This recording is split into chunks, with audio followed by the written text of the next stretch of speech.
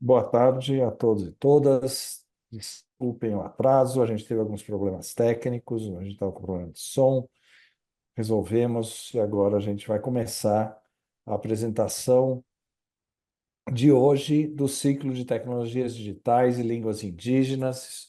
Isso é um ciclo do Instituto de Estudos Avançados da USP, que eu, Cláudio Pinhanes, sou organizador. Esse ciclo é acessível pelo YouTube e também por esse website que está marcado aí embaixo, e a USP-BR ao vivo. Também será gravado e ficará disponível para ser visto mais tarde. Perguntas e comentários aos palestrantes e, e ao e posições que vocês queiram colocar para as pessoas, por favor, mande para ia@responde@uspbr um e-mail, e aí eu faço essa pergunta para os apresentadores de hoje.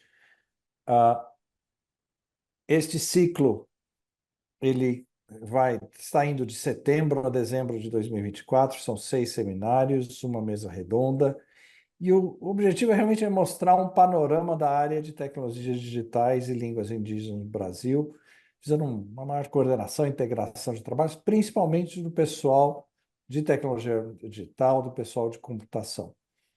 Ele vai consistir de apresentações de pesquisadores, de acadêmicos, de profissionais e empreendedores que usam essas tecnologias no Brasil.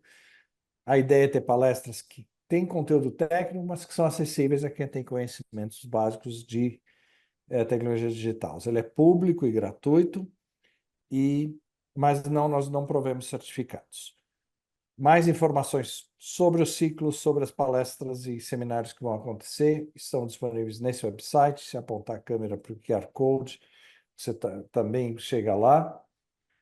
Nós já tivemos uma primeira apresentação no dia 3, que eu fiz, ela está disponível ali no YouTube, no canal do IEA. Tivemos já cerca de 100 pessoas que já viram. Muito obrigado. Se alguém tiver mais interessados, é uma introdução ao tema, está disponível lá. E hoje a gente tem aqui o prazer de ter dois apresentadores para falar de uso de inteligência artificial em tradução de línguas indígenas. Temos o Paulo Cavalim, que é meu colega, pesquisador da IBM Research Brasil, e o Marcelo Finger, o professor Marcelo Finger, que também é meu colega na USP, do IME-USP também para falar sobre o tema. Tá? Nós temos ainda uma série de apresentações vindo de uma série de pesquisadores. Os próximos dois eventos serão presenciais, no dia 8 e no dia 22, lá no IEA. Tá? Vou estar lá, se quem quiser ir lá para conhecer, bater um papo depois. Já está de antemão, já estão de antemão convidados todos vocês. E no final, no dia 3 de dezembro, nós teremos uma mesa redonda sobre ética e soberania no uso de tecnologias, com participantes a confirmar, tá? Mais informações, como eu disse, no QR Code e nesse website. Muito bem. Passo a palavra para o Paulo, pode se apresentar. Obrigado, Cláudio. Boa tarde a todos e todas. Eu sou o Paulo Cavalinho, sou pesquisador aqui da IBM Research há 12 anos. Um pouco assim, me apresentando um pouco, minha formação é computação, estudei na Universidade Estadual de Ponta Grossa, trabalho com machine learning há cerca de aprendizagem de máquina, cerca de 20 anos. Fui professor na Universidade Federal de Tocantins entre 2010 a 2011, 2012 e desde 2013 estou aqui na IBM fazendo pesquisa de machine learning aplicada a processamento de linguagem natural. E nos últimos anos muito focado em IA generativa, sistemas de tradução e, e sistemas para tradução para línguas indígenas. E o que eu vou apresentar aqui é um apanhado do trabalho que a gente vem fazendo. Mas antes, assim, antes de falar sobre o que a gente vem fazendo sobre línguas indígenas, eu quero dar um apanhado do que se vem fazendo em, em tradução automática. Então, eu vou primeiro falar qual é a receita de bolo que a gente tem hoje, um pouco enviesada para se usar a aprendizagem de máquina para fazer sistemas de tradução em línguas onde a gente chama línguas com muitos recursos, que é o inglês, chinês, russo, inclusive português. Depois eu vou falar um pouco de técnicas que são usadas para melhorar a qualidade desses modelos, sistemas para línguas que já não têm tantos recursos assim, que são as chamadas línguas de baixos recursos. E aí eu vou entrar no caso extremo, que é o caso de línguas indígenas, que é o caso onde a gente tem pouquíssimos recursos e com as técnicas atuais fica extremamente difícil de se conseguir um sistema de tradução de qualidade e de se e aí tem vários desafios. Então, como eu falei, a primeira parte dessa apresentação eu vou focar em mostrar como se cria assim, um tutorial, uma receita de bolo de se fazer sistemas de tradução. Então, e já adiantando um pouco enviesada para aprendizagem de máquina, então tem diferentes maneiras de se criar sistemas de tradução. Hoje em dia, o padrão de fato é se usar modelos baseados em aprendizagem de máquina. E dentro do que eu vou mostrar, além dos ingredientes, ou seriam os termos principais, eu vou falar sobre os três processos que envolvem a criação e a validação desses sistemas, os três processos que envolvem o sistema, que é a criação, o uso do sistema e também a avaliação, que é um ponto importante. Então, começando pelos conceitos, eu vou apresentar alguns termos aqui que são bem comuns dentro dessa área e se vocês forem procurar mais, vocês vão com certeza ficar mais familiarizados com isso. Então, começando por uma definição. Então, a definição do sistema de aprendizagem automática, que vem do inglês Machine Translation, é um sistema onde você tem um texto que pode ser escrito em formato de máquina ou pode ser falado. Normalmente, o que a gente se usa é um texto escrito. E esse sistema de tradução ele é capaz de pegar esse texto escrito que está escrito em uma linguagem de origem, a source language. Então, aqui nesse exemplo, nessa ilustração, estou mostrando um texto escrito na linguagem em português, na língua portuguesa. O texto de entrada é Eu me chamo Paulo. E o que se espera com o sistema de aprendizagem automática, de tradução automática, é que ele faça a tradução para uma linguagem de destino, uma linguagem alvo, que a gente chama de target language no inglês, que nesse caso, nessa ilustração, é o inglês. Então, o sistema de tradução seria essa caixinha aqui, que é um conjunto hoje de uma, um algoritmo de aprendizagem de máquina, que eu estou resumindo por uma rede neural sec-to-sec, que é o padrão, mais alguns algoritmos, um algoritmo de treinamento, um algoritmo de decodificação e pré e pós-processamento. E esse sistema, essa caixinha aqui, é capaz de gerar a tradução do meu texto de entrada, que era Eu me chamo Paulo, que seria em inglês, o equivalente em inglês, My name is Paulo. Então, o objetivo de um sistema de tradução automática é que ele consiga capturar toda a semântica, toda a parte estrutural da língua de entrada e seja capaz de gerar esse texto seguindo a semântica que tinha no texto de entrada, mas em toda a estrutura e vocabulário com toda a estrutura e vocabulário da língua de destino, que é o inglês no caso. Então, normalmente, então, eu estou falando aqui que a gente tem um viés de machine learning. Já se houveram várias, assim, tem todo o histórico, eu não vou me adentrar no histórico da aprendizagem automática, mas, assim, a- a- pode-se pensar primeiro de fazer uma tradução literal, palavra a palavra, baseada em regras, mas, assim, já dá para adiantar que cada língua tem a sua estrutura, então fica muito difícil de se fazer um sistema que literalmente você consiga escrever regras para fazer a tradução de uma língua para outra. Ou você precisa aprender as regras da língua, etc. Então, um dos primeiros, dos primeiros tópicos que eu vou mostrar aqui de como, assim, dos ingredientes de se fazer um sistema de aprendizagem automática é esse método para se criar o modelo, qual é a estrutura que se usa para se criar o modelo. Então, um conceito que é bem popular dentro dessa área é o que a gente chama de corpus paralelo.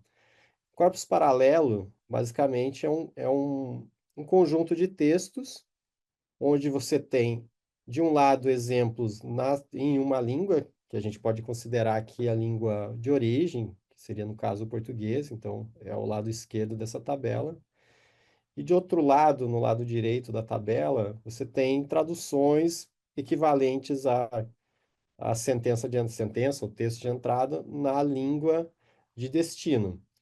Então, nesse caso aqui, eu estou mostrando alguns exemplos, e vocês podem ver, se vocês conhecem inglês, que os textos, eles têm o mesmo sentido semântico, mas eles podem variar em termos de estrutura, então nem sempre eles vão ser uma tradução literal. Então, são textos escritos realmente do jeito que é escrito em cada língua.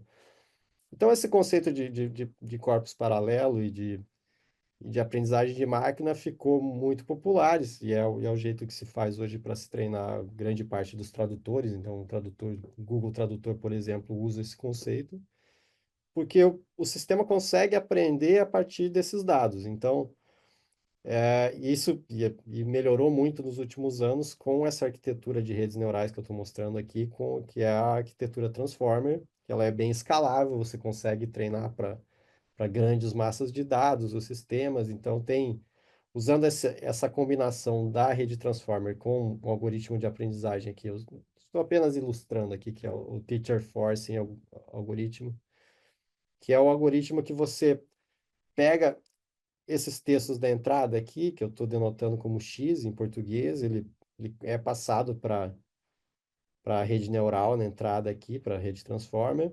Esse texto todo é processado na parte que a gente chama de codificação, e dentro dessa segunda parte que a gente chama de decodificação, ele usa os textos na outra língua, que é o inglês, no caso, eu estou ilustrando aqui com Y, para ajustar os pesos da rede, que é o que a gente chama quando uma rede que é o conjunto de dados que a rede neural aprende, e é o que é ajustado durante esse algoritmo de treinamento. Então,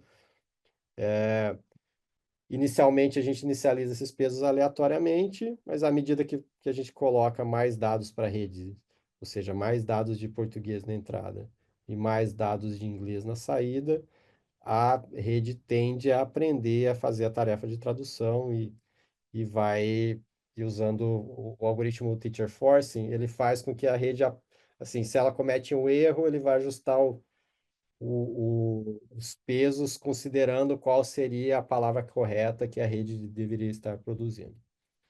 É uma forma bem resumida de apresentar o problema. Mas, enfim, dado que você tem um modelo treinado, outra parte importante de um sistema de tradução é como se usa um modelo que foi treinado com um corpus paralelo. Então, aqui eu fiz uma ilustração de como funciona o algoritmo de decodificação, que é extremamente importante para essa tarefa, e ele é usado hoje em todo o sistema de IA generativa. O ChatGPT usa um algoritmo parecido com esse. Eu estou aqui ilustrando o algoritmo que se chama o algoritmo guloso, seria a tradução, o grid decoding, mas assim, tem o algoritmo de sampling, que é bem parecido. Mas a ideia é a seguinte. Então, usando o mesmo exemplo, você tem na entrada eu me chamo Paulo, você tem aqui o modelo treinado, que é o Transformer. Então, ele foi treinado no corpus paralelo que eu mostrei no slide anterior. Existe uma primeira fase aqui, que é a fase de codificação, consiste num processamento desse texto aqui. Eu me chamo Paulo, no lado esquerdo da arquitetura. Isso aqui vai gerar uma série de pesos, que aí o decodificador, ele é capaz de ler esses pesos aqui que foram ajustados para essa entrada e gerar palavras que significam a tradução para aquela entrada. E o algoritmo de decodificação, ele segue essa sequência de passos que eu ilustrei aqui. Então, no passo zero, o que a gente faz é incluir um token especial. Então, abrindo parênteses, de repente depois no final, se tiver mais tempo eu falo mais sobre isso, mas o token consiste na separação de um texto de entrada em unidades menores, que podem ser palavras, mas podem ser subpalavras. Mas, então, a gente tendo um token especial que fala que é aqui o início da sentença, ou a parte da decodificação, você vai gerar basicamente a probabilidade para qual seria a próxima palavra em sequência aquele token. Então, nesse exemplo, dado que a gente está no início da sentença, que foi definido no passo zero, o próximo token seria o token my, que é o que faz mais sentido dada a sentença de entrada. E esse algoritmo segue iterativamente gerando palavras usando essa ideia de pegar qual é a entrada atual e gerar o próximo token com a maior probabilidade. Então, quando você tinha o beginning of sentence e my, a próxima palavra gerada com uma palavra com maior probabilidade era name. Quando você tinha beginning of sentence, my e name, a próxima palavra gerada era is. E assim por diante, até chegar. Assim, tem duas condições normalmente que fazem com que o algoritmo pare. Uma é ele chegar num token especial, que é aqui o end of sentence, que quer dizer pare de gerar palavras, ou você pode limitar a um número máximo, assim, pode dizer, eu quero que o meu modelo gere no máximo 100 palavras, por exemplo, e aí ele para a decodificação nessa centésima palavra. Feito isso, pode-se aplicar algum tipo de pós-processamento aqui em cima. Eu não mencionei, mas a gente pode aplicar um pré-processamento na entrada também, para limpar qualquer artefato que pode atrapalhar no processo de entendimento da entrada. Mas pode-se fazer o mesmo na saída, então aqui se elimina os tokens especiais, beginning of sentence, espaço desnecessário, pode eliminar algumas coisas que são comuns, como algumas repetições, etc. E aí, então, tem no final a saída gerada, que é My Name's Paulo, nesse caso. Então, esses basicamente são os dois ingredientes principais de se criar um modelo e de se usar um modelo de tradução. Feito isso, algo que é importante também, que assim, para entendimento como se faz nessa área, é a questão da avaliação. Então, do jeito que se faz a avaliação de modelos de tradução, também é de uma maneira automatizada. O que se faz para isso é construir um conjunto que a gente chama de referências. Então, a gente tem uma série de entradas, na verdade, o conjunto de avaliação é uma entrada e uma referência. E aí o que a gente faz é gerar com o sistema uma série de traduções candidatas, que a gente chama, e aí a gente usa uma métrica para ver o quanto que é similar àquela tradução candidata da referência. Então aqui eu fiz um exemplo bem simples, que é a gente pode basicamente calcular qual é a proporção de palavras nas traduções que apareceram nas referências, que é um pouco da ideia do Blue Score. Lógico que o Blue é um pouquinho, tem outras coisas ali para lidar com sentenças curtas, etc. É mais complexo que isso, mas aqui é uma ilustração que pode que dá uma ideia, basicamente, de como funciona. Então, você tem essa conta as palavras datas candidatas que apareceram na referência e você computa o score. Então, apareceram 7 das 8, você tem 0,87. Você pode ter uma outra tradução aqui, então, nesse exemplo aqui, que a referência era The gunman was shot to the death by the police. Se você tem uma tradução que é idêntica, você vai ter um score perfeito. Se você tem alguma variação, como the gunman was shot dead by the police, não era shot to death, você vai ter um score menor, mas ainda assim é relativamente alto. Mas aí você já pode enxergar um pouco do problema. Então, por exemplo, o Blue Score, ele é muito dependente da grafia das palavras. Então, da parte léxica, que a gente chama. Então, tem métricas mais novas que são focadas em tentar entender mais a semântica, como o comment, que é muito popular, o BLERT, que são técnicas mais recentes. Tem tanto o comment quanto o BLERT também, eles usam também a entrada, os textos de entrada para fazer a avaliação. Então, tem variações, Mas, no geral, a gente fica com essa ideia de a gente ter uma tradução candidata, ter referências e a gente computa algum tipo de similaridade entre o que foi gerado e o que se esperava produzir. Então, dados esses steps, parece extremamente assim. A gente pode, eu até posso dizer assim, eu tenho trabalhado na área que hoje é relativamente fácil de se construir um sistema de tradução. Você precisa dos dados, você tem uma rede neural que hoje você consegue facilmente encontrar algoritmos e bibliotecas para treinar. E você tem a parte de decodificação pronta, você tem a parte de avaliação pronta também, os dados. Mas você tem os dados, se você contar uma língua que tem grandes recursos como o inglês ou o português, você consegue bases públicas para treinar um tradutor, como a base Opus, que tem traduções de legendas, ou algo assim. Mas vocês podem ver que o grande problema dessa técnica aqui, considerando a parte que é baseada em dados, é que ela precisa de muitos dados para ser treinado, para que o modelo de tradução ele fique realmente, é, digamos assim, preciso e que tenha uma qualidade razoável.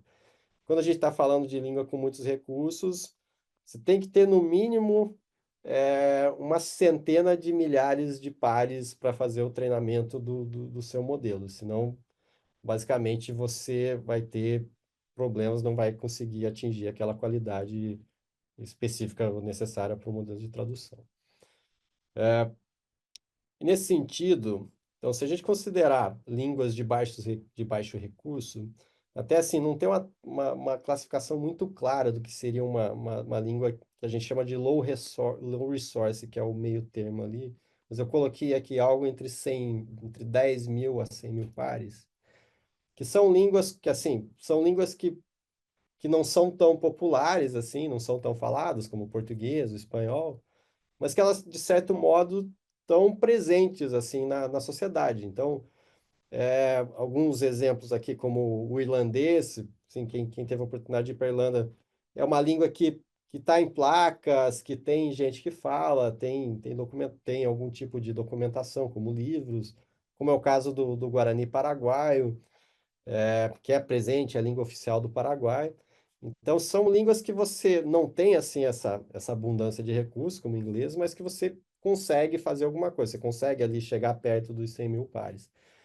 Então, não é o cenário ideal, nesse caso de línguas, de um sistema baseado em aprendizagem de máquina e modelos sec-to-sec, mas tem técnicas que você consegue melhorar. Então, uma das técnicas que ajuda muito nesse processo é o fine tuning. Então, o processo de fine tuning consiste basicamente em você ter um modelo de base. Então, eu ilustrei aqui dois, assim, um fine tuning de propósito geral e o fine tuning assim, mais focado em tradução. Mas eles seguem ideias parecidas, o que muda basicamente é o tipo de dados que você pode trabalhar. Mas a ideia, no geral, do fine tuning é você ter um modelo de base, então, pensando aqui no propósito geral, que é focado em LLM, que é o que a gente está vivendo hoje. Então, você tem um modelo que é treinado na web, por exemplo, ele fica capaz de fazer de realizar várias tarefas, tradução, análise de sentimentos, responder e tal. Mas ele não é especialista em muitas tarefas. Então, o que a gente faz é pega esse modelo, você pega dados em alguma tarefa mais específica, como eu quero construir um classificador, e você faz aquele treinamento que eu mostrei lá com o corpo paralelo, por exemplo, e reajusta os parâmetros desse modelo, e ele vai se tornar especialista naquela tarefa. Para a tradução automática, o esquema é parecido, mas você, assim, assim, diferente do que a gente está falando de LLM, que é mais genérico, onde você tem um modelo ali que é mais focado nos decoders, que seria o lado só de geração de texto, ou no encoder, que é alguns casos de alguns LLMs. Normalmente, em tradução, a gente trabalha mais com a arquitetura completa de Transformer. E, e o processo de fine-tuning, normalmente, é você ter um modelo que é treinado em uma língua que tem mais recursos, então, ou num par de línguas, corrigindo, que tem mais recursos. Então, eu estou colocando um exemplo aqui de um caso que a gente fez, que é um modelo que é um tradutor de alemão para inglês, que foi treinado em 500 mil pares de sentenças. E, e a gente pega e treina esse modelo aqui, e pega esse modelo e faz o ajuste. Então, se a gente quiser treinar de irlandês para inglês, o que a gente faz é pega esse modelo que foi treinado do alemão para inglês e ajusta os parâmetros só nessa língua aqui que tem menos recursos. Então, a gente está falando aqui de uma base de dados que tem até 100 mil pares, você treinou numa outra aqui que tem 500 mil, 1 milhão de pares que foi treinado para mais, e você consegue utilizar, por exemplo, a parte, ele é um excelente gerador de inglês, por exemplo. Então, você aproveita toda essa parte de geração de inglês e reusa essa ideia para melhorar a qualidade de se gerar textos do irlandês para o inglês. Uma outra, ficou todo quebrado aqui, voltando. Uma outra, uma outra abordagem que se usa muito nessa área, quando você está falando de línguas de menos recursos, é se usar o que a gente chama de sistemas multilinguísticos ou multilínguas, que é aproveitar as relações ou o que se ganha quando você usa mais de uma língua no mesmo conjunto de dados, ou mais de um. Assim, pode ser usado isso aqui. Essa ideia, na verdade, você pode expandir até para fazer múltiplas tarefas, mas como a gente está focando em tradução, o foco aqui é muito em expandir o conhecimento de um modelo para múltiplas línguas. Então, pensando nesse caso aqui, até podemos pensar no caso do fine tuning, onde você tem um modelo, um Large Language Model de tradução, que ele foi treinado em línguas com mais recursos, línguas de muitos recursos. Então, o caso de sistemas multilinguísticos, o que se faz é aproveitar e treinar com várias línguas ao mesmo tempo, mesmo que elas não estejam relacionadas com a sua tarefa final. Então, por exemplo, aqui nesse caso, eu quero fazer um tradutor de alemão para inglês.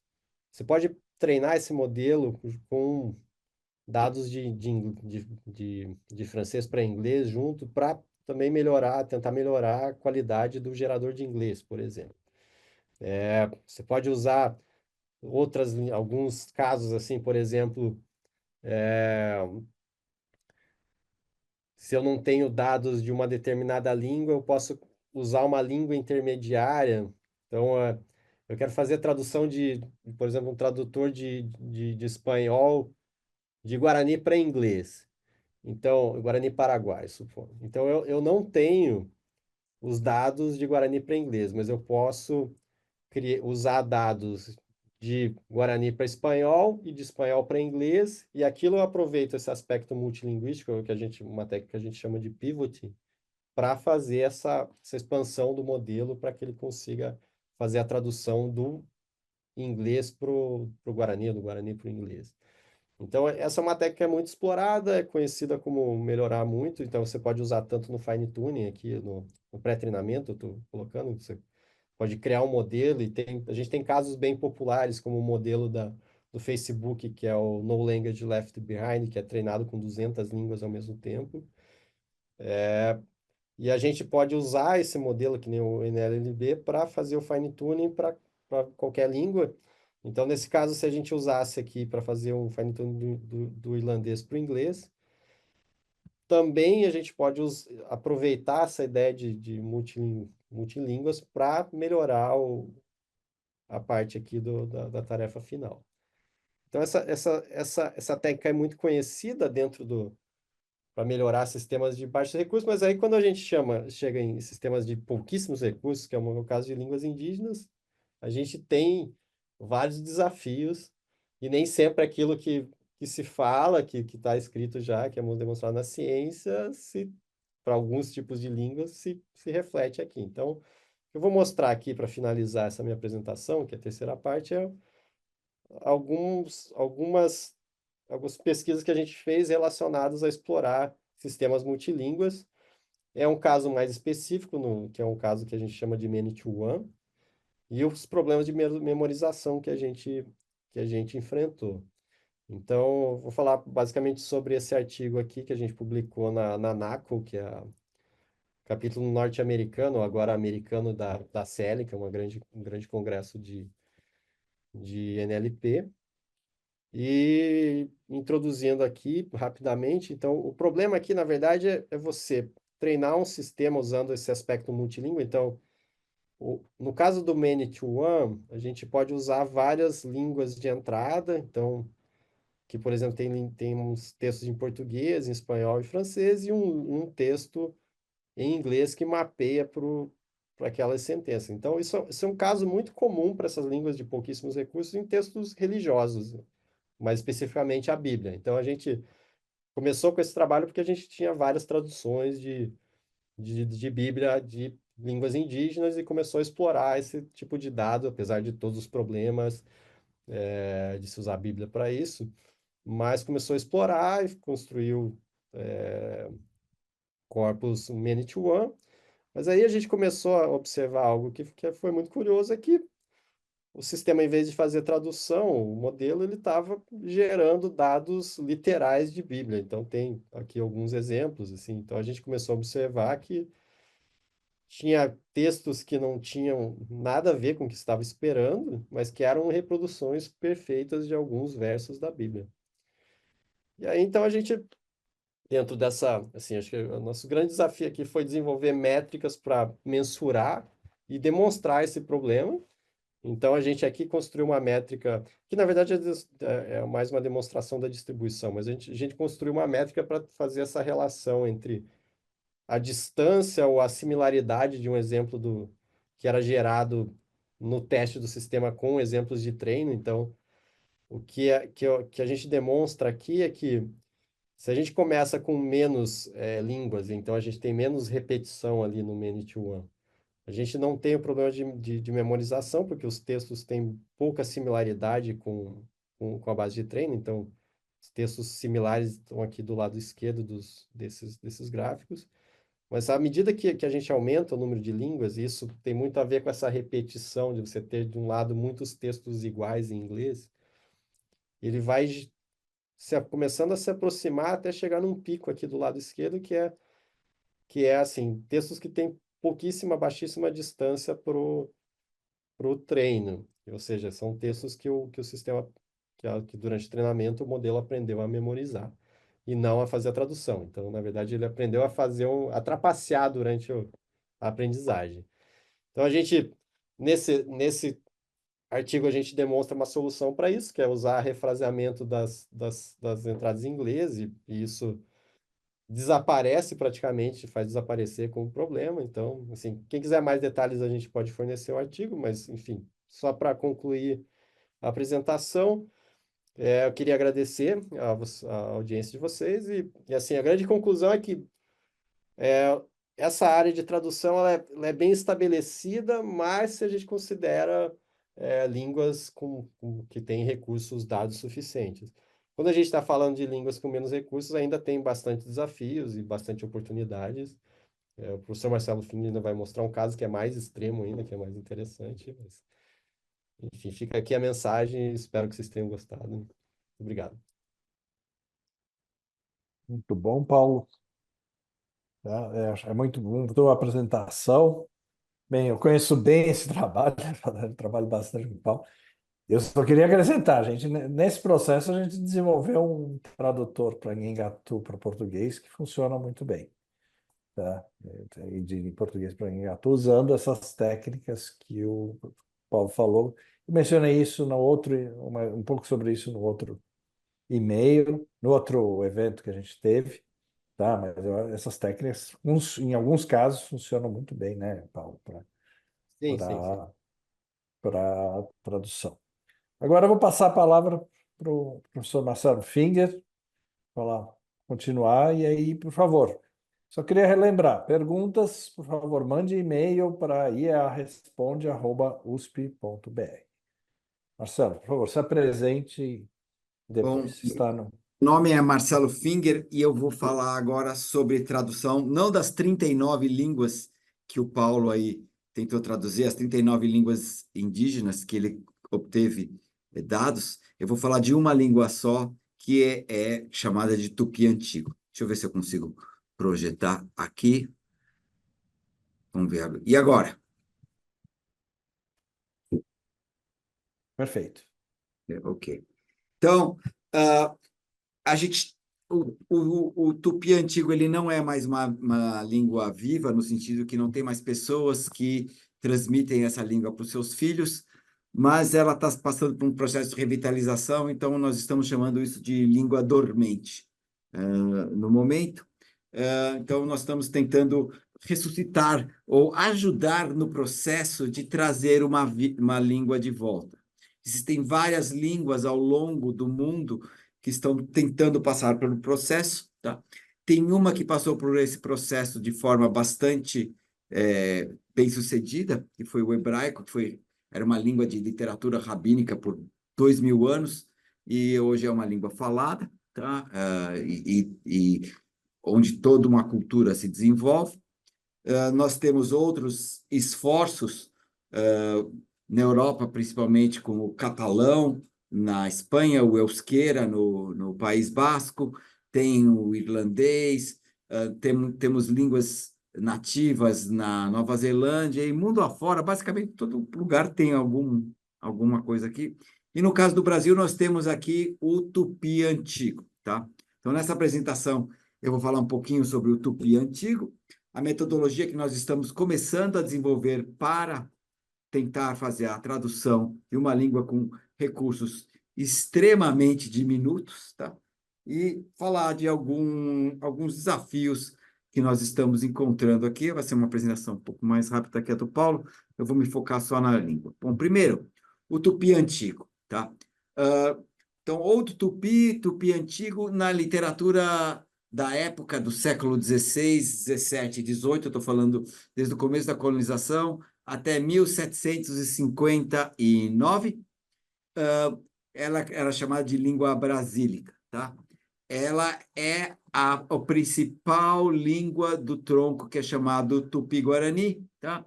Ela era, na época da colonização, quando os portugueses chegaram no Brasil, a língua mais falada ao longo da costa brasileira, tá? Haviam várias tribos, vários grupos de pessoas que falavam variantes desta língua tupi-guarani, que é o que a gente chama, em geral, hoje em dia a gente chama de tupi antigo. Tá?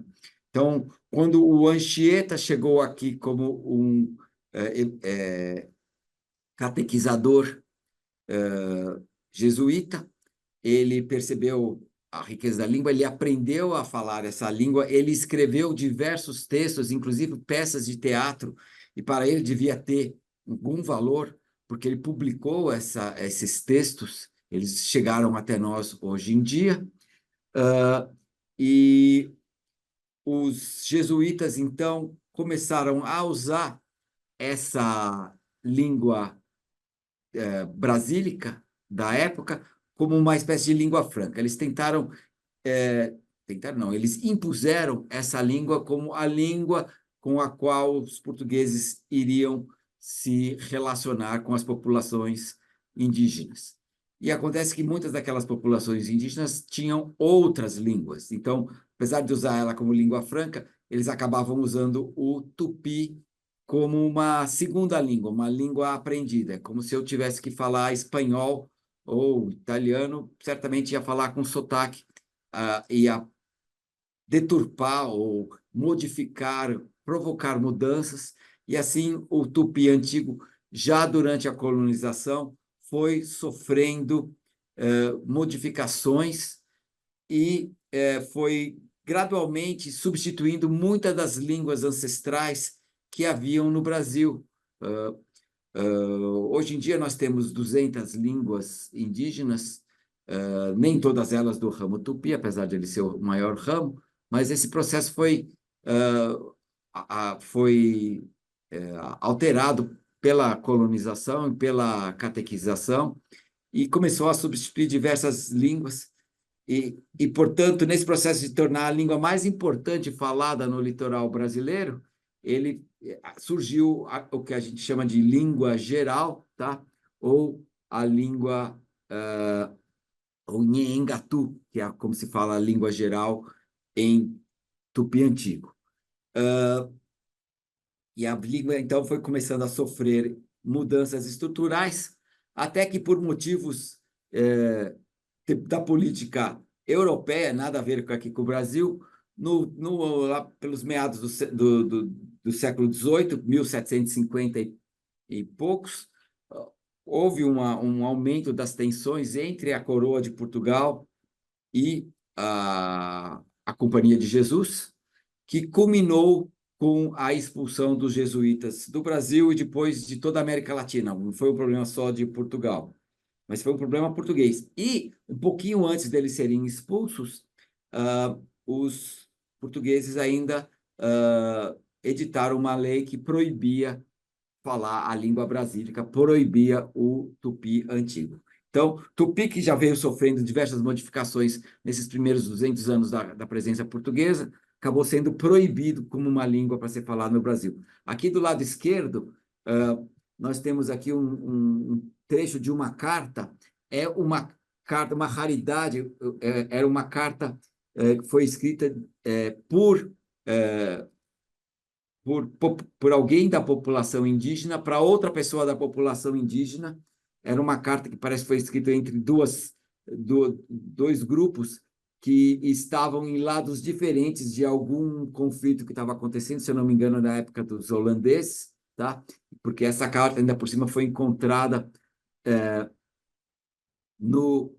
na universidade, acho que foi encontrada em Amsterdã, com textos contidos em tupi antigo, escrito por população nativa que nasceu falando tupi antigo. Então, é uma raridade dentro de uma outra raridade.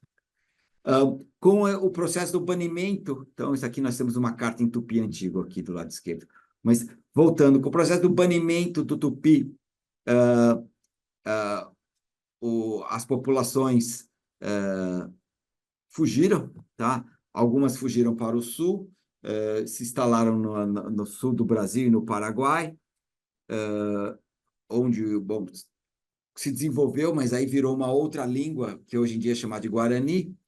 Tem várias também variantes, tem o Guarani chamado Paraguai, o Guarani Embuá, falado no Brasil, e outra parte dessa população pela costa fugiu para o norte e acabou chegando na região amazônica. Então, nós temos populações que falam uma língua descendente do tupi antigo, mas já com muitas modificações, que basicamente é o Nheengatu ou o tupi amazônico falado hoje em dia. Mas nós vamos nos concentrar aqui com o tupi antigo, tá?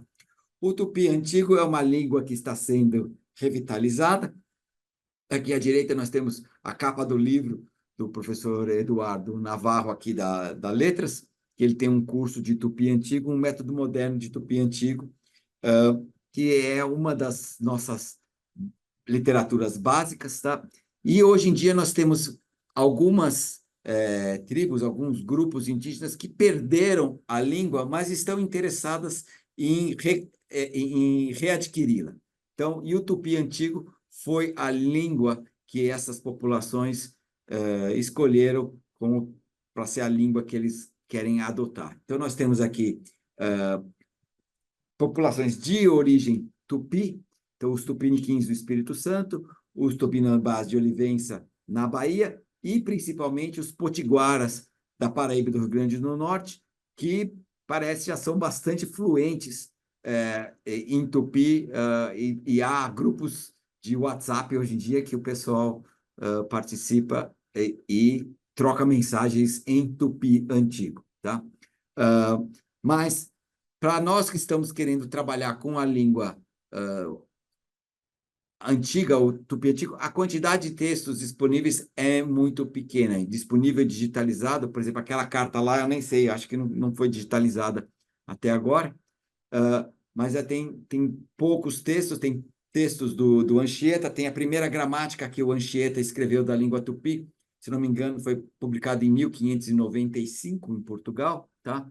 E a maioria desses textos também foi escrito por jesuítas que não eram pessoas que eram nativas, que falavam nativamente o tupi antigo, e isso resulta numa quantidade de recursos extremamente diminuta.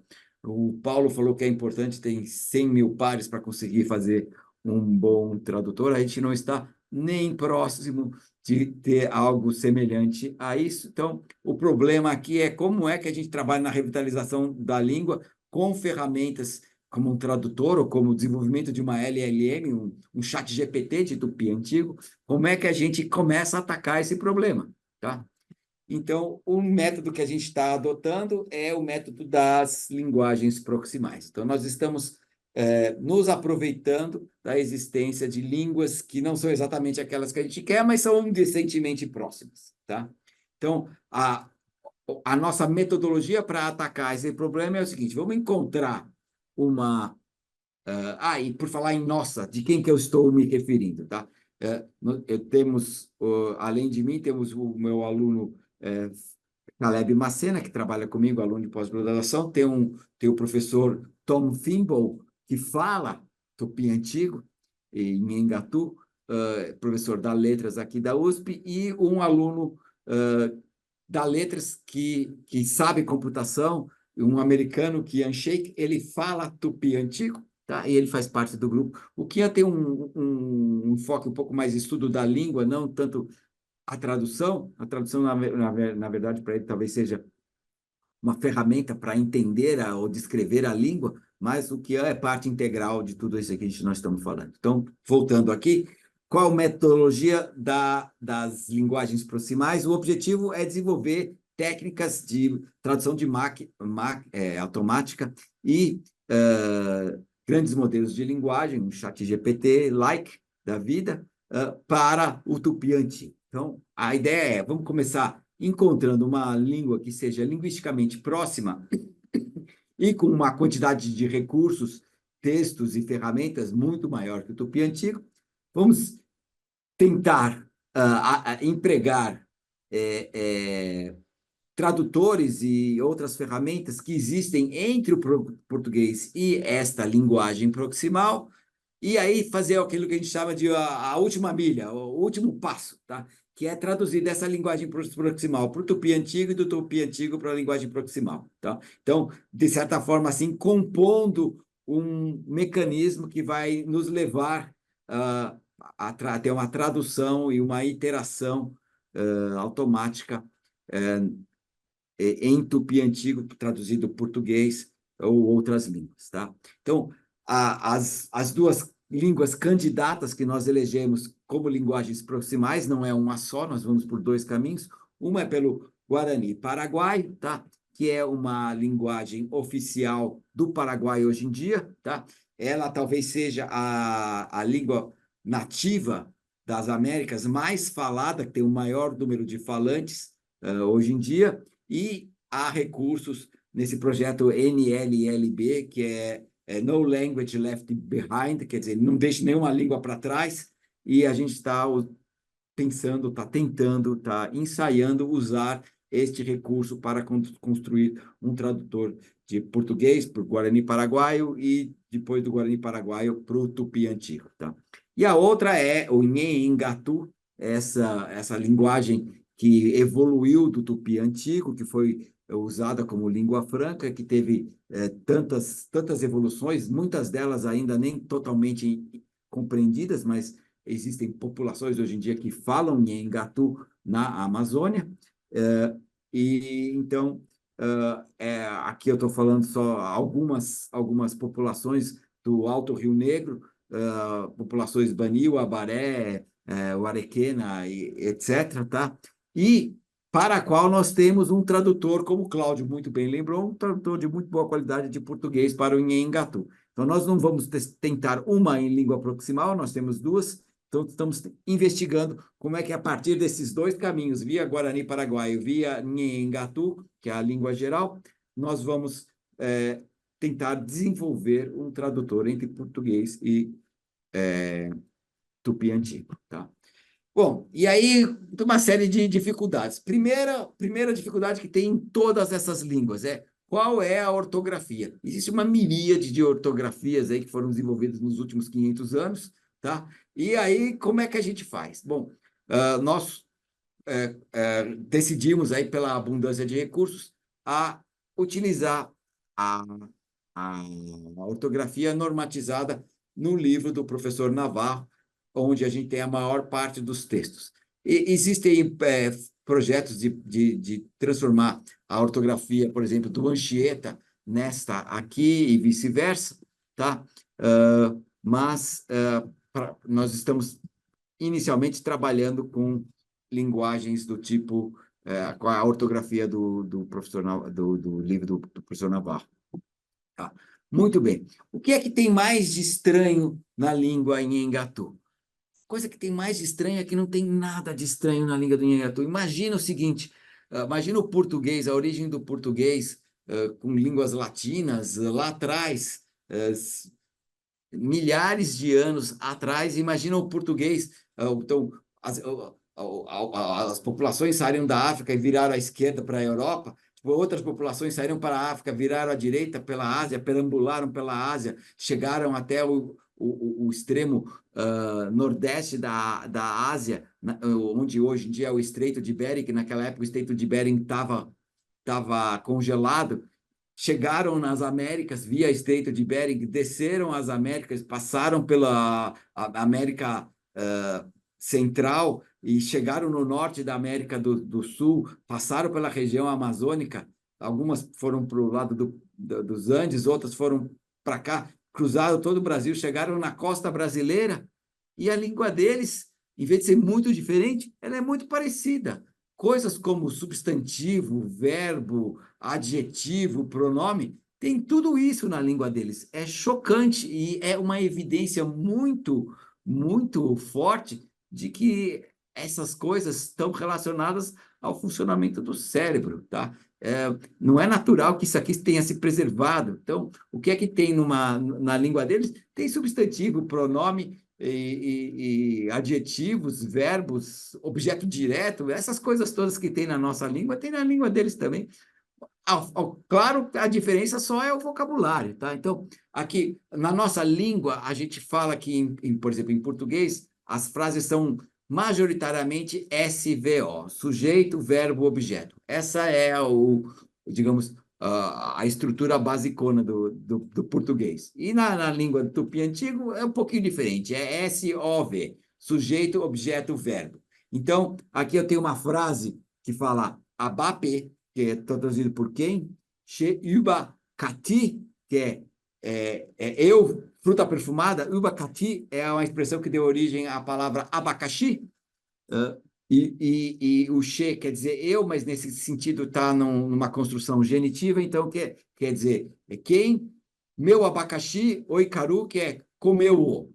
Na verdade, não é só comeu, é comeu-o. Tem um pronome em ênclise aí, esse i com o chapeuzinho é o pronome com ênclise, o é a conjugação da terceira pessoa, tanto do singular quanto do plural, não tem diferença, e o caru é o verbo comer, tá? Então, quem o comeu o meu abacaxi?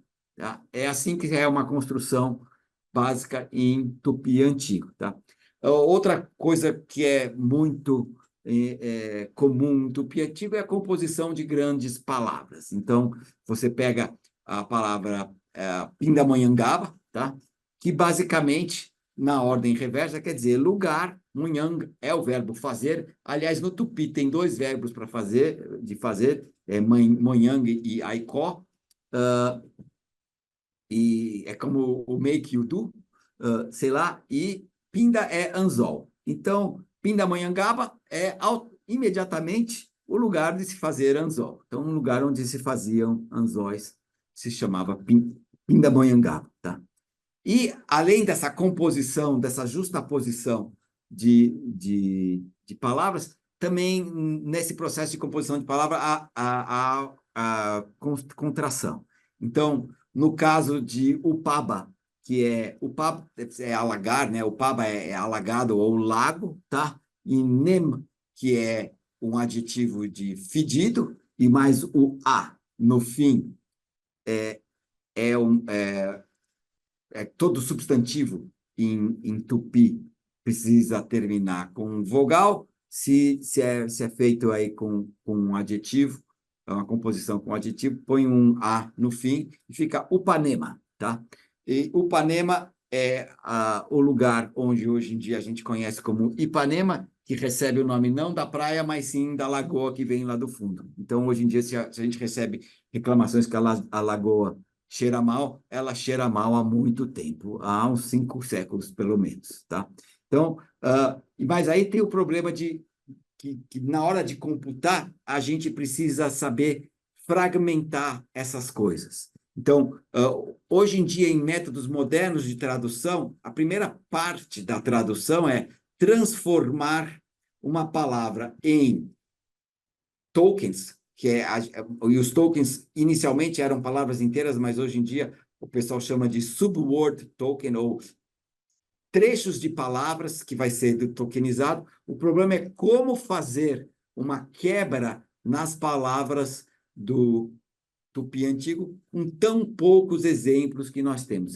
Nas línguas como português, inglês, etc., eles aprendem, o programa que faz essa quebra é chamado de embedder, é o que faz a tokenização e o embedding, ou seja, quebra a palavra em vários em pedaços e transforma cada palavra em uma sequência de números. Funciona melhor se essa quebra ocorre, obviamente, gramaticalmente, separando sufixos, prefixos e radicais. Aqui no tupi antigo também é o caso, mas a gente não tem palavra suficiente, não temos para treinar um desses aqui. Então, nosso primeiro desafio é como fazer isso. Vamos tentar usar o do Guarani paraguaio. E aí vem no desenvolvimento do tradutor, ainda não está pronto, então a gente tem que fazer essa parte de tokenização e embed, tá? E aí a gente vai tentar fazer a tradução via Guarani Paraguaio, traduzindo do português via Guarani Paraguaio e fazendo aquele último passo, last mile, de Guarani Paraguaio para Tupi Antigo e vice-versa, Tupi Antigo de Guarani Paraguaio de volta para o português, tá? Isso por um caminho, e para o outro caminho vinha Nhengatu, que é a língua geral, português, o tupi amazônico, hoje em dia, para a qual nós já temos alguns recursos. Então, vamos testar os dois caminhos, vamos ver o que é que a gente pode extrair disso aí, nesse processo de revitalização da língua. E, bom, é isso que eu tinha para falar hoje sobre o processamento do tupi antigo. Eu agradeço a todos pela atenção e estamos disponíveis aí se alguém tiver alguma pergunta. Obrigado. Obrigado, Marcelo, foi muito interessante. Eu agora vou abrir para perguntas, tá? Lembrando que para mandar uma pergunta aqui para os palestrantes, é só mandar um e-mail para iaresponde@usp.br, tá? Então fica aí um pouquinho na tela. Mas enquanto isso, enquanto vão chegando aí as perguntas, eu gostaria de fazer uma pergunta prática para o Paulo, ok? Imagina que eu sou chega aí um povo indígena, aí vamos dizer assim, 15 mil falantes, tá? Um tamanho, sei lá, típico até no Brasil, das línguas que estão vivas. E dissesse, olha, eu quero que você fale, eles falam uma língua X, vamos lá. Eu gostaria, seria muito bom ter um tradutor para X, tá? Eu vou assumir também que eles têm escrito, tá bom? Senão não fica difícil. Poxa, Paulo, você não pode fazer um tradutor de X para nós, tá? O que que a gente precisa ter para para você poder fazer um tradutor para a gente? Tá.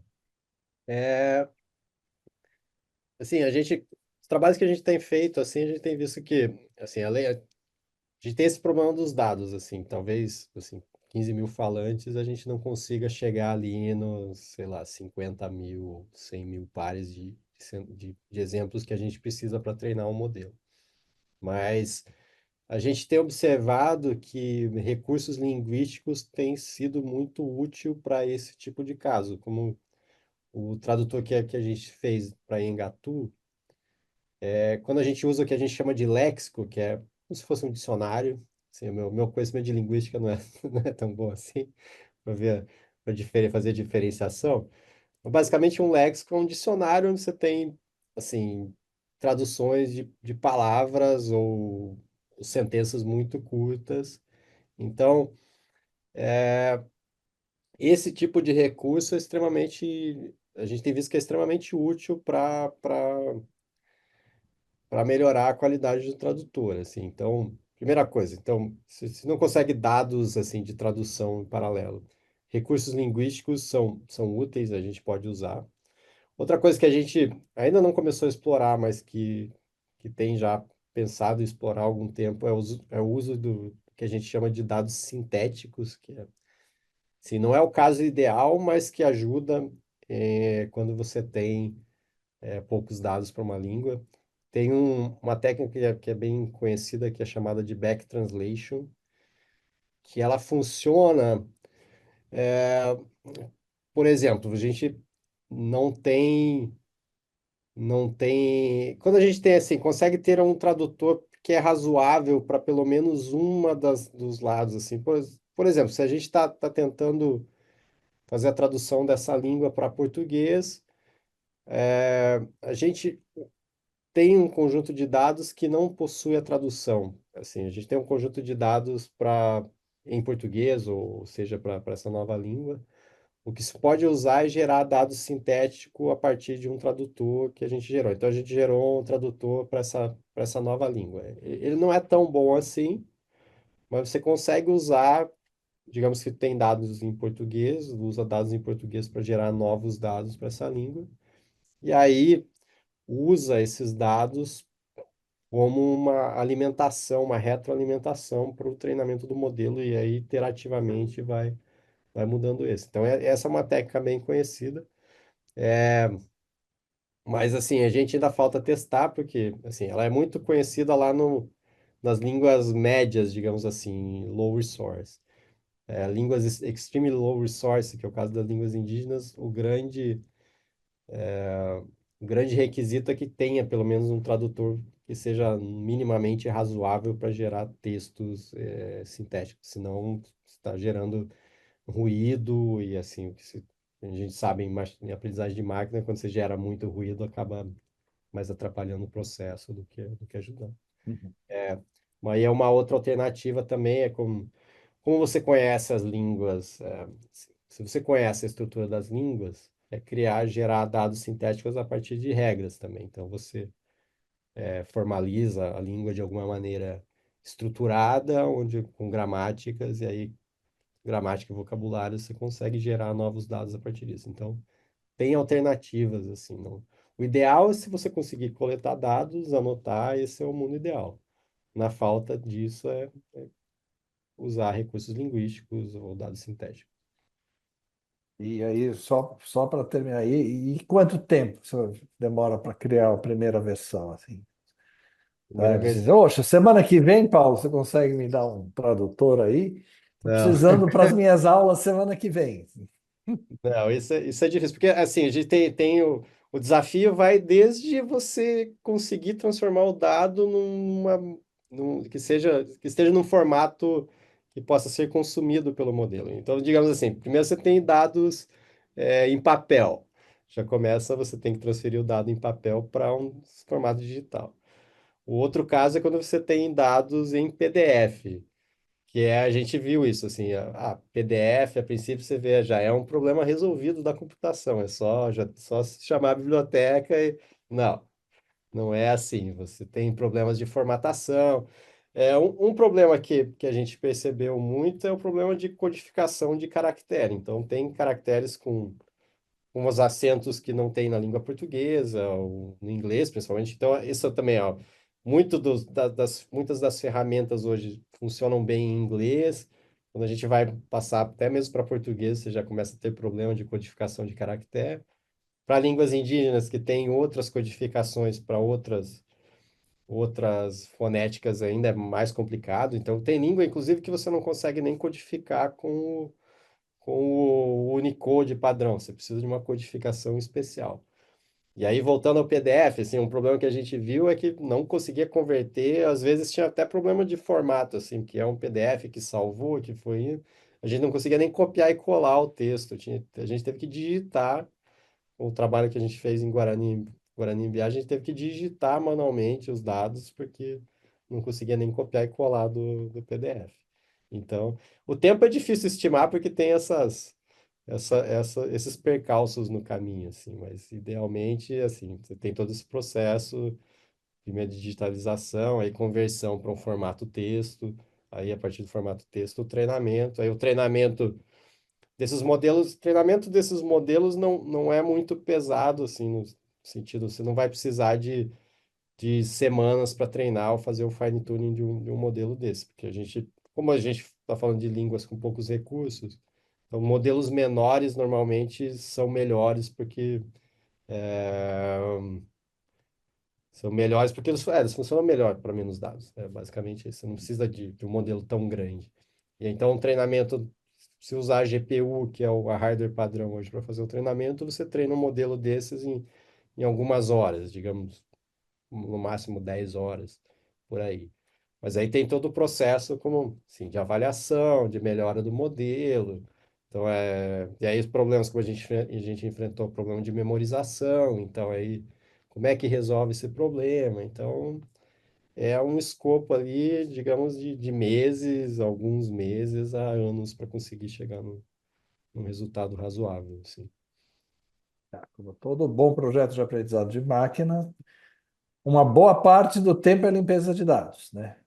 Boa, Tá boa parte. certo? É por aí.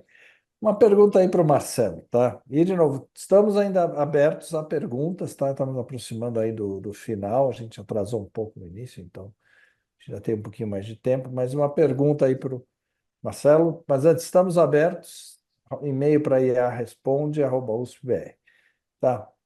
Assim, você está falando em criar um tradutor para uma língua não existe, usando tecnologias que a gente sabe que tem uma tendência a alucinar, certo? Principalmente os modelos de linguagens, tá certo? Aí ele, quer dizer, como é uma língua dormente que não tem falantes, como é que a gente vai checar se o modelo alucinou, está criando não o tupi antigo, mas um tupi novo? O que pode se fazer e também o que se pode fazer para minimizar esse risco? Bom, esse não é o problema da alucinação, não é só das línguas antigas, tá? Você precisa da interferência de humanos. Obviamente, você vai traduzir para o alemão, para o português, para o espanhol, tem um número bastante grande de especialistas. A gente é totalmente dependente dos especialistas em tupi antigo, que não são muitos.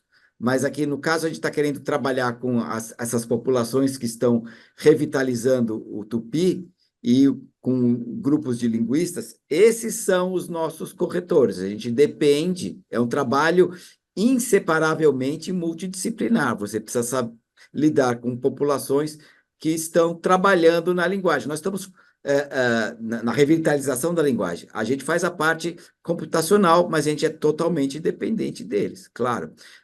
Eu sei um pouquinho, quase nada, de tupi antigo, para poder conversar, para poder olhar, porque da mesma forma como boa parte do tempo a gente passa limpando os dados, não existem dados genéricos. Você precisa conhecer o seu dado, precisa entender os problemas de ortografia. A ortografia do Anchieta era completamente diferente dessa do que nós temos aqui.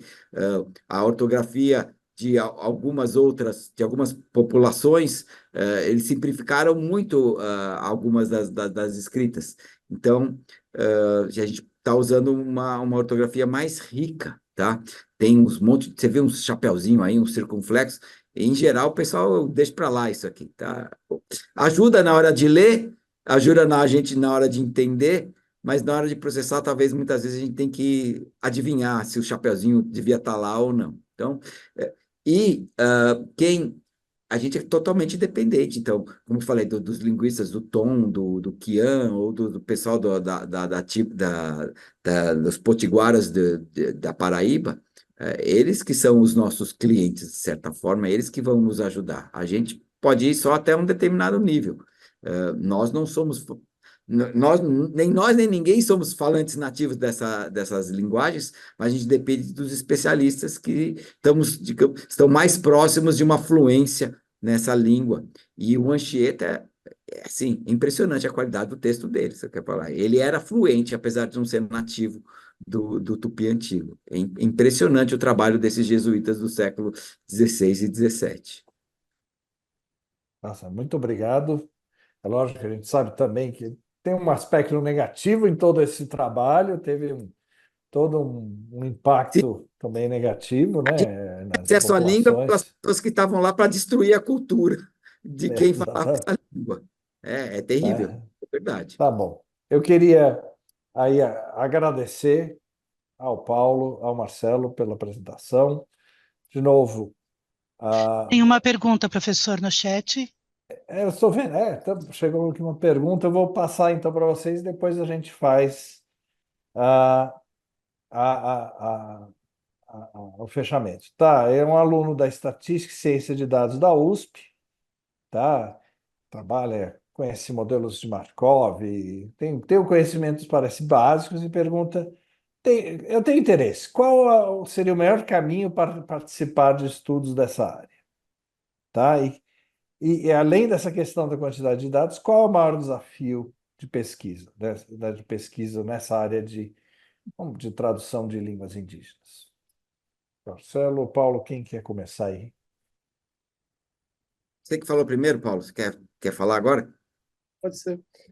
Sim, eu acho que o maior desafio é entender, assim, como eu mostrei, a gente chega para técnica, para línguas que têm poucos recursos, são línguas que fogem um pouco assim, apesar de ter essa mesmo pensamento, como o Marcelo mostrou, elas não necessariamente seguem o mesmo padrão de línguas de alto recurso. Então, tem um grande desafio de pesquisa é entender o quanto que as técnicas que a gente vem conhecendo e se elas e são ditas como técnicas que funcionam para vários casos, se elas realmente se aplicam a essa área. Então, acho que o primeiro grande desafio nosso, assim, que a gente está enfrentando é isso, assim, quais técnicas se aplicam e se não se aplica, quais são as soluções que a gente traz para conseguir que chegue num sistema de tradução de qualidade. É isso. Marcelo? Eu diria que o ferramental todo, saber redes neurais, técnicas de machine learning, transformer, não sei o quê, digamos, um pré-requisito. A gente vai desenvolvendo eles ao longo do caminho, tá?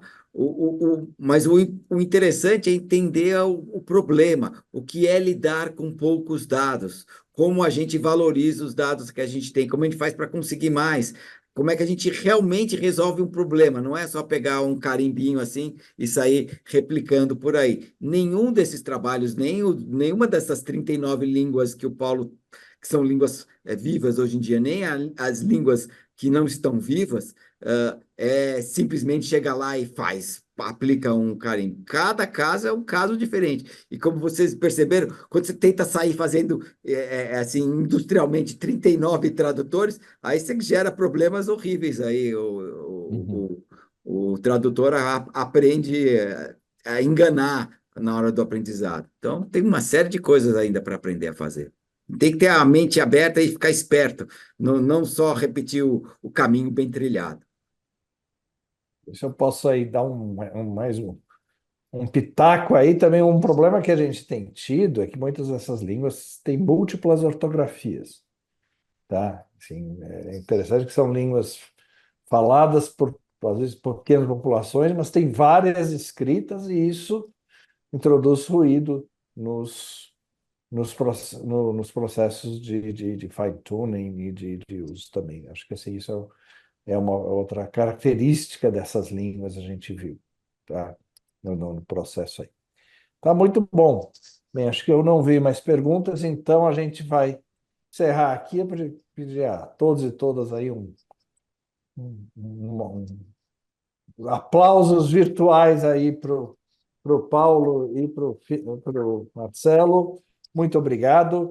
Eu vou só aqui, para fechar, falar do que está vindo aí na semana que vem, tá?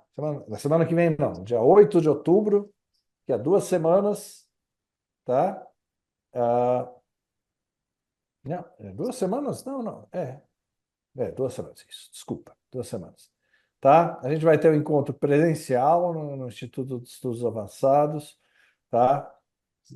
Quem puder, quem está assistindo e gostou, vai lá, vou estar lá pessoalmente, talvez não sei se o professor Marcelo também vai conseguir estar no dia 8, tá? E vai outras pessoas que trabalham nesse projeto.